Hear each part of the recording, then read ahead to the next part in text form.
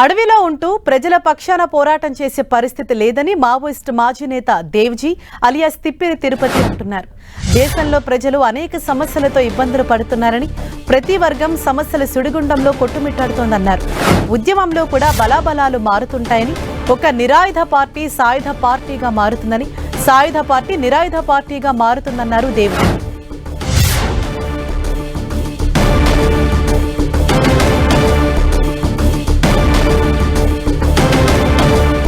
Maoist party పేరుతోనే ప్రజలతో కలిసి పనిచేస్తామని చెబుతున్న మావోయిస్టు మాజీ అగ్రనేత దేవ్జీ అలియాస్ తిప్పిరి తిరుపతితో మా ప్రతినిధి Kiran face to face. Maoist పార్టీలో ఆయన ఒక టాప్ లీడర్. ఆయన వ్యూహం చేస్తే ఎంతటి లక్ష్యాలైనా ఛేదించే సత్తా ఆయనకు ఉంటుంది. ప్రస్తుతం ఆయన మనతో ఉన్నారు. దేవ్జీ అలియాస్ తిప్పిరి తిరుపతి మనతో ఉన్నారు. ఆయనతో మాట్లాడదాం. ఎందుకు ఆయన అడవి నుంచి జనాల్లోకి వచ్చారు తెలుసుకునే ప్రయత్నం కూడా చేద్దాం. ఆయనతో మనతో ఉన్నారు. సార్ చెప్పండి, ఎందుకు మీరు సుదీర్ఘ కాలం పాటు మావోయిస్టు పార్టీలో కొనసాగి జనం బాట పడాల్సి వచ్చింది? ఈ విషయం గురించి స్పష్టతనివ్వాలి అనుకుంటే నేను ఇప్పుడు కగారు యుద్ధం కొనసాగుతున్న స్థితిలో కొద్ది కాలం పాటు వేరే చోటుకి వెళ్ళేసి పార్టీ కార్యకలాపాలను సమన్వయించాలి అనుకుని వెళ్తున్న క్రమంలో తెలంగాణ పోలీసులు అరెస్ట్ చేసిన స్థితి లోపల తీసుకున్న నిర్ణయం ఏంటిది అంటే, బహిరంగ జీవితంలోకి వచ్చి ప్రజల సమస్యల మీద పోరాటాలు చేద్దాము అని నిర్ణయం తీసుకోవడం జరిగింది. అయితే ఇప్పుడు నైతిక కోణం నుండి ఆలోచిస్తే, నైతిక ప్రమాణాల నుంచి ఆలోచిస్తే ఏంటంటే, అరెస్ట్ తర్వాత జైల్లోకి వెళ్ళాల్సింది. అయితే జైల్లోకి వెళ్తే ఇప్పుడు ఉన్నటువంటి స్థితి లోపల మిగిలిన క్యాడర్లను సమన్వయించడం కానీ, లేదనుకున్నట్టయితే ప్రజలకు పోరాట కార్యక్రమం ఇచ్చి ప్రజల్ని పోరాటాల్లో కదిలించే విషయానికి వస్తే ఏమీ ప్రచారం చేయలేనటువంటిది, ఏమి ప్రజలకు చెప్పలేనటువంటి స్థితి, ఏమి సమన్వయం చేయలేని స్థితి ఏర్పడుతుంది. కాబట్టి అది నేటి స్థితి లోపల ఉద్యమానికి నష్టదాయకమే అని చెప్పి ఆలోచించి బహిరంగ జీవితంలోకి రావాలని నిర్ణయం తీసుకోవడం జరిగింది.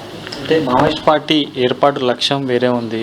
ఆదివాసుల హక్కుల కోసం, తాడిత పీడిత వారి కోసం పోరాటం చేయాలి, వారికి అభ్యున్నతి కల్పించాలనే లక్ష్యంతో మావోయిస్ట్ పార్టీ ఏర్పడింది.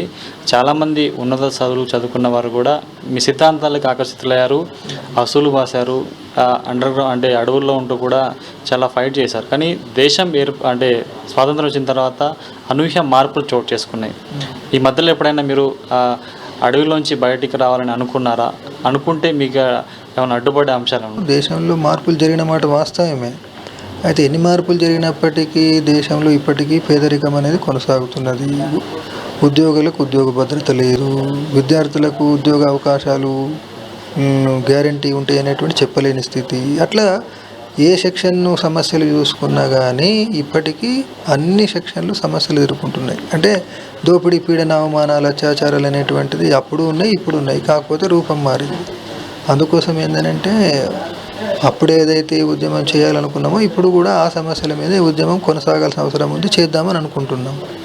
అయితే ఇప్పుడు అడవుల నుంచి పట్టణాలకు ఎప్పుడైనా వచ్చారనంటే ఎప్పుడు రావాల్సిన అవసరం రాలేదు.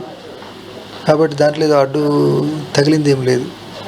తుపాకీతోనే రాజ్యాధికారం అన్నారు. ఆదివాసుల హక్కుల కోసం అక్కడి నుంచే పోరాటం చేస్తామని కూడా చెప్పారు. ప్రస్తుతం పరిస్థితులన్నీ మారిపోయినాయి. అంటే అక్కడ ఉండలేకనే బయటకు వచ్చారనుకోవచ్చా, లేకపోతే ప్రస్తుతం మా సిద్ధాంతాలు మార్చుకున్నాము, ప్రజల పక్షానే ఉండాలి, ప్రజలతో ఉండి పోరాటం చేస్తేనే ప్రస్తుత పరిస్థితులు బాగుపరిచే అవకాశం ఉందనికి వచ్చారు?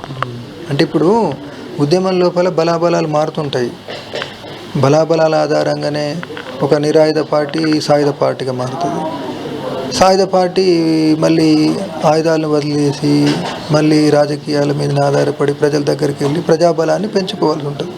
అట్లా ఉద్యమ బలాబలాలు మారుతున్నటువంటి స్థితిలో నేడు ఆయుధాల మీద ఆధారపడి కాకుండా ప్రజల్ని చట్టబద్ధ పద్ధతుల్లో కదిలిస్తూ పోరాటాలు చేస్తూ ప్రజాపునాదిని పెంచుకొని ఉద్యమాన్ని, పార్టీని పునర్నిర్మించాలనుకుంటున్నాం.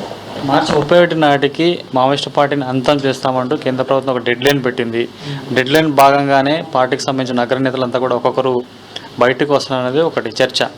అందులో వాస్తవం ఎంత, నిజం ఎంత? అంటే ఇప్పుడు డెడ్ లైన్స్ అనేటువంటి పెట్టుకున్నది కేంద్ర రాష్ట్ర ప్రభుత్వాలు కదా, అందుకోసం వాళ్ళు చెప్పాలి. మా వైపు నుండి ఏంటంటే ఆ డెడ్ లైన్ లోపలనే అందరిని తుడిచిపెడతారు అనేటువంటిది సాధ్యం కాదని ఇప్పటికీ మేము చెప్తున్నటువంటిది.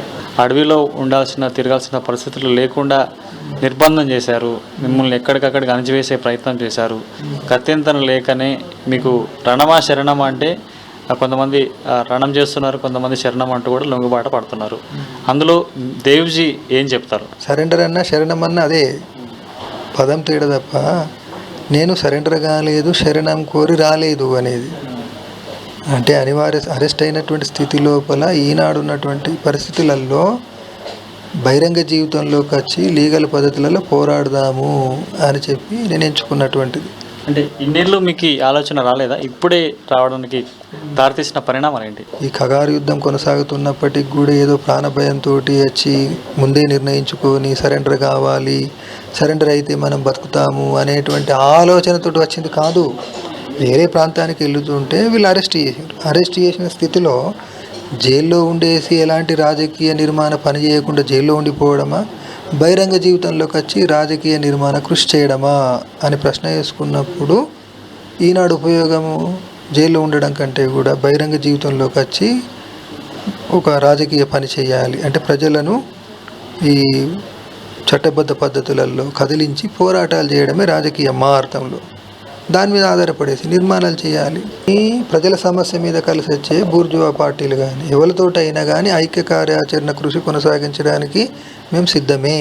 ప్రస్తుతం ఐక్య కార్యాచరణతో తెలుగు రాష్ట్రాలకు సంబంధించిన సమస్యల మీద పోరాటం చేసే వారి పక్షాన్ని నిలుపుతాం, వారి కోసం పనిచేస్తాం. ముఖ్యంగా తాము ఇప్పటికే మావోయిస్ట్ పార్టీ కొనసాగుతున్నాం కాబట్టి రానున్న రోజుల్లో తెలుగు రాష్ట్రాల నుంచి కావచ్చు, జాతీయ స్థాయిలో తమ పందా కావచ్చు, విధానం కావచ్చు, తమ సిద్ధాంతాల పరంగా ప్రజల పక్షాన పోరాడతామంటూ దేవ్జీ చెప్తున్నారు. కనిపిస్తారు డి రాజుతో కలిసి కిరణ్ 10 టీవీ హైదరాబాద్.